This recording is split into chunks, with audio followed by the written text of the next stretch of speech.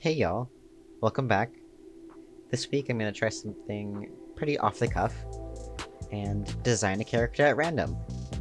So for those of you who have played Dungeons & Dragons, this video is for you. I've been playing D&D for a while now, and I like to DM a lot of the time, so creating characters on the fly is something I've gotten relatively good at. Still need to work on the voices, but you know.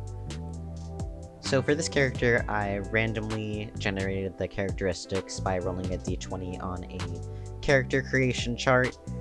We have a half-orc monk with a chaotic neutral alignment and a urchin background.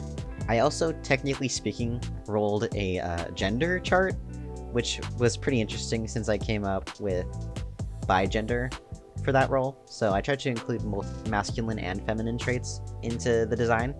I like to move on to the line work pretty early on, don't waste a lot of time sketching, as line work is one of the more enjoyable parts of artwork for me. I'm not super good at painting yet, and I'm really trying to work on that in my studies and stuff.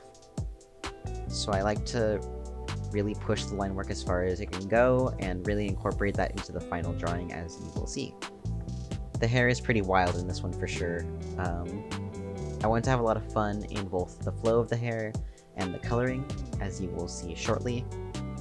When I block in characters and their coloring, I like to use a lot of alpha lock and clipping masks so I can keep each layer separate, but still within the same silhouette, so that it's easier to select things that I need to work on and then move on from there. As for the skin tone, I kind of stuck with that green, because I wanted it to both fit in with the orc nature of the character, but also contrast with some of the costuming decisions. Can't forget to add life to those cheeks with like a pinkish blush. I did kind of an ombre hairstyle, as if it were once dyed and then re-dyed and then dyed over again.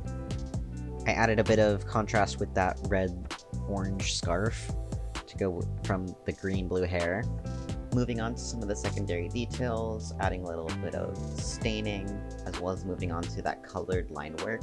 So I go in and individually color each section depending on what the main color of it is, and then from there I create a new layer and use a blending mode like multiply, soft light, or overlay to create a uniform shading with one base color.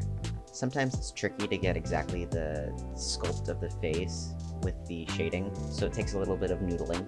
And this is definitely where reference comes really in handy, because you have to really study those planes of the face and how light really interacts with skin to get an understanding of where the light will fall and where you need to push those highlights and pull those shadows. And from here, I essentially just polish up the rest of the drawing, adding in those really bright highlights, as well as doing some rendering for the hair, which is always a lot of fun. I kind of leave the hair to the last because it's kind of therapeutic for me. I don't know, it's a lot of fun. So this character is pretty typical of something I could do for a D&D commission, and my commissions are currently open. If you want your character designed, let me know, shoot me an email, and we can talk from there.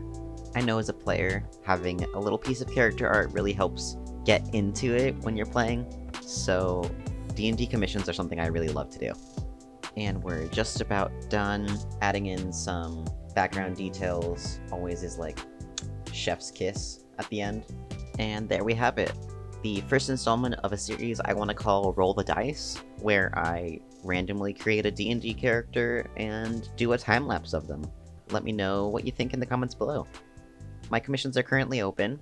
More information is in the description about that, and consider subscribing. See y'all soon!